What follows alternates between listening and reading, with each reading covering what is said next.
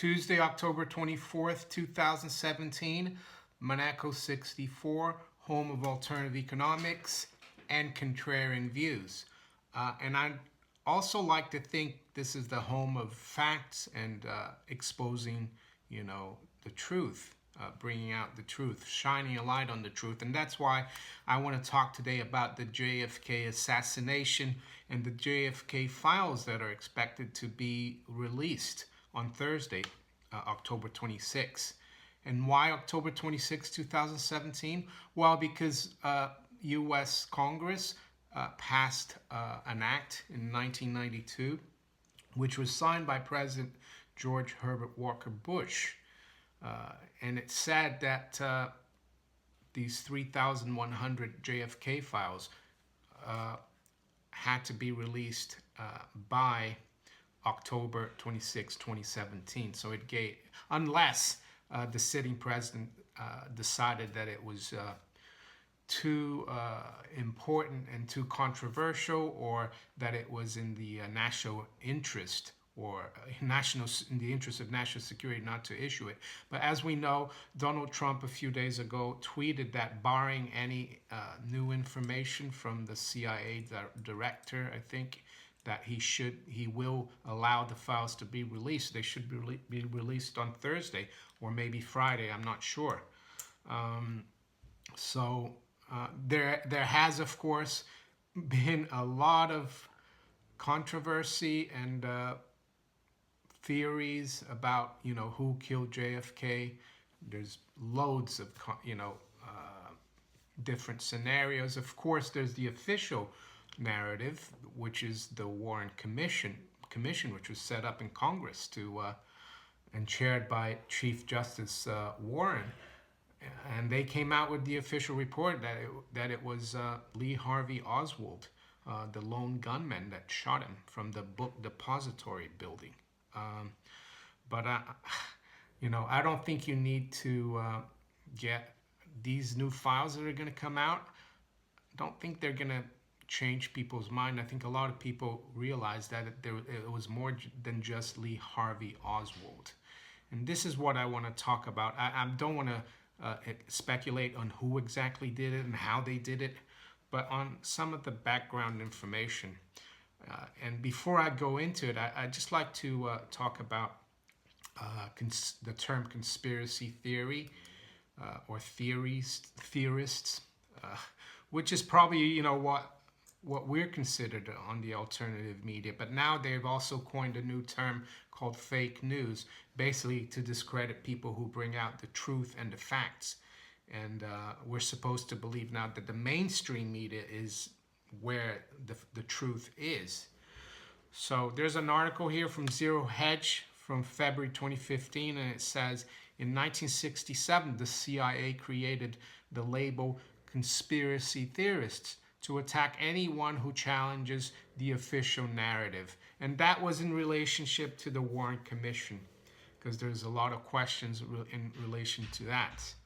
But so is it out of the realms of possibility that it was someone at the CIA who coined the term fake news?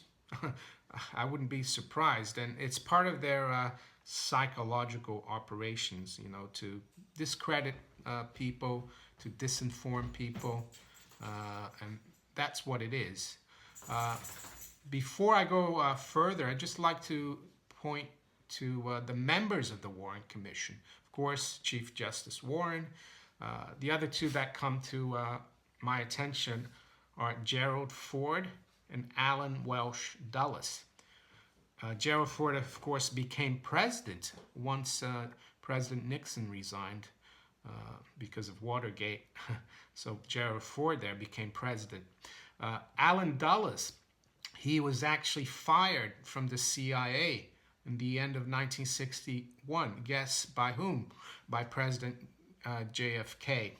And so the guy that Kennedy sacked from the CIA as CIA director was actually on the commission to investigate his assassination. That seems to me like a conflict of interest.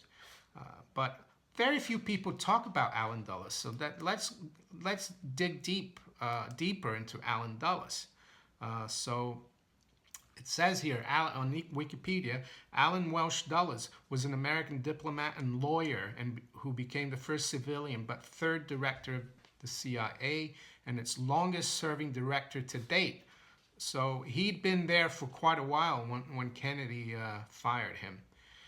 It says here, as the head of the CIA during the early Cold War, he oversaw the 1954 Guatemalan coup d'etat, Operation Ajax, which was the overthrow of Iran's elected government in 1953. It says the Lockheed U-2 aircraft program and the Bay of Pigs invasion. So the Bay of Pigs invasion, that was a plan to invade Cuba, which the CIA, planned. And it was a disaster. A lot of people died. Cuban exiles. They're trying to overthrow Fidel Castro in 1961. And I think Kennedy was not happy with the operation, so he wasn't very helpful. And I think the CIA and the Cuban exiles were not happy about that. But that's a different subject. So let's look at Allen Dulles' early life. It says here, let's see, early career. Initially assigned to Vienna, he was transferred to Bern, Switzerland, with the rest of the embassy personnel before the U.S. entered the First World War. Later in life, Dulles claimed to have been telephoned by Vladimir Lenin seeking a meeting with the American embassy on April 8, 1917, the day before Lenin left Switzerland to travel to St. Petersburg aboard a German train. And then it says, after recovering from the 1918 flu pandemic, he was assigned to the American delegation at the Paris Peace Conference, along with his older brother Foster Dulles. From 1922 to 26, he served 5 years as chief of the Near East Division of the Department of State. And the most interesting thing about Allen Dulles, aside from being the CIA director, is this. And I read, in 1926, he earned a law degree from George Washington University Law School and took a job at Sullivan and Cromwell, the New York firm where his brother John Foster Dulles was a partner. He became a director of the Council on Foreign Relations in 1927, the first new director since the Council's founding in 1921. He was the Council's secretary from 1933 to 1944. So here's a guy who was born in 1893. So he was what? Let's see. 34 years old, and he was already made a director of the, Council on Foreign Relations. And the Council on Foreign Relations, they're the overseas arm of the Royal Institute for International Affairs, which is based at Chatham House in London. And Chatham House is, the rules. They use Chatham House rules, which basically makes their meetings and secret. They can't tell the public what they talked about. That's Chatham House rules. Where do we hear that? We hear that at all the Bilderberg meetings, that they keep out the press from, and they use the Chatham House rules. The other interesting thing is that Allen Dulles became CIA, director. I think it was in 1953, if I'm not mistaken. Let's have a look. In office. Yeah, CIA, director of CIA, February 1953.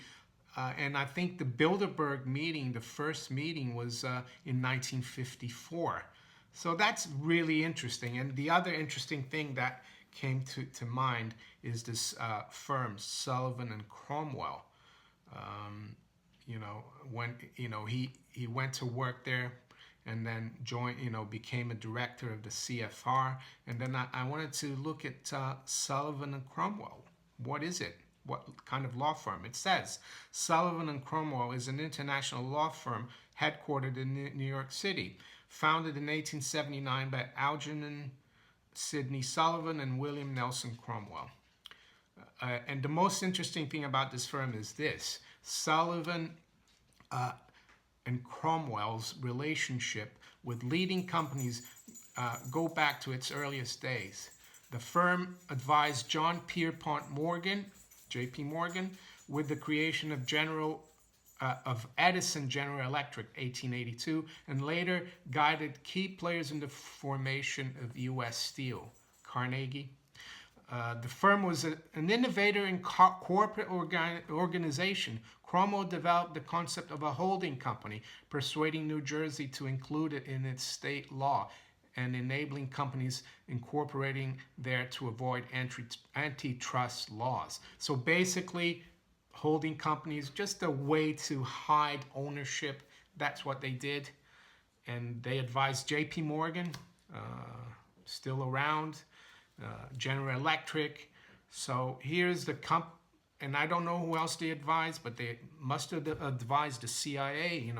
They're one of their partners became a director of the CIA, a director of the Council on Foreign Relations. So you can see how this is all coming together here.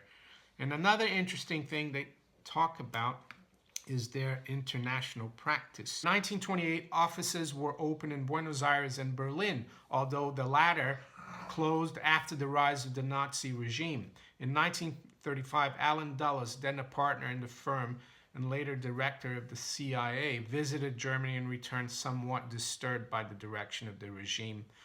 Over the opposition of his brother, John Foster Dulles, also a partner, the firm's partner voted to close the Berlin office and a subsidiary in Frankfurt. However, later the firm backdated the announcement of the closing of their German offices by 1 year to 1934. So there you have it. So what I'm trying to say here, you've got director of the CIA, you've got the CFR, you've got the Bilderberg, you got JFK, you got the Cold War, you've got the military-industrial complex, and then you've got a president who's determined to actually, according to this book here, JFK and the Unspeakable by James Douglas, and I read from the back. He's determined to actually stop the Cold War. And why? Let's read here from the back of the book, one of the comments from one of the... It says, at the height of the Cold War, JFK risked committing the greatest crime in human history, starting a nuclear war. That was the Cuban Missile Crisis. The world came very close to a nuclear confrontation between the US and the Soviet Union. Horrified by the specter of nuclear annihilation, Kennedy gradually turned away from his long-held Cold War beliefs and toward a policy of lasting peace. But to the military and intelligence agencies in the United States who were committed to winning the Cold War at any cost, Kennedy's change of heart was a direct threat to their power and influence. Once these dark, unspeakable forces recognized that Kennedy's interests were in direct opposition to their own, they tagged him as a dangerous traitor, plotted his assassination, and orchestrated the subsequent cover-up. And, his predecessor, President Eisenhower, in his farewell address, even warned the American public against the military-industrial complex. So I would say it's very interesting. Now we can see who probably was behind, this assassination. It was a big conspiracy by, the military-industrial complex, in my opinion. Who actually did the shooting and killing? I don't think it was Lee Harvey Oswald. And to finish off, I'd just like to show you a couple of pictures here. The first one is from the Daily Mail newspaper, and it says, in this June 1961 photo, U.S. Secret Service agents stand on retractable stands on President John F. Kennedy's new plastic-topped Lincoln Continental limousine outside the White House after its delivery in Washington. So you can see where they're supposed to stand, right? When the president is being driven around his presidential limousine. They even have the top on. But for some reason in Dallas, they decided to take the top off that limousine. And you can see that it's all glass, the top of the, so you could have seen him through the roof and through the back there behind the window. You could have seen him very well if they had kept it covered. And now the second photo is from a really interesting video. You can just Google Secret Service stand down on YouTube and you'll see the video. But basically, when the motorcade was getting ready to drive through Dallas, Secret Service agent Lawton was told to get off the back of the president's limousine, off the back bumper, and look how, perplexed he was. He's saying, what the hell?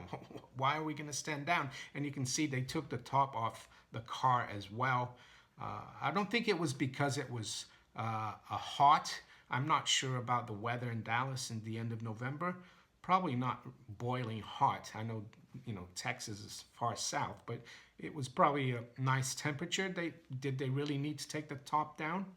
So, and no one standing on the bumpers or the other contraptions that had been, specially done for the president's limousine. So, whatever happens, whatever comes out on Thursday, October 26th, or it could come out a day later about the JFK assassination or the JFK files. I think my mind is pretty made up who was involved. It was, a big plan, by the same people who are in charge now, the shadow government and the people behind the scenes who are giving President Trump a really hard time. But I've noticed that President Trump still wants to increase military spending. So maybe he learned a lesson, that JFK made, learned a lesson from the mistake JFK made of trying to bring peace to the world. So if you enjoyed this video, please like, share, and subscribe to my channel if you haven't yet. You can follow me on Twitter.com and on Steemit.com as well. And I'll talk to you later. Bye.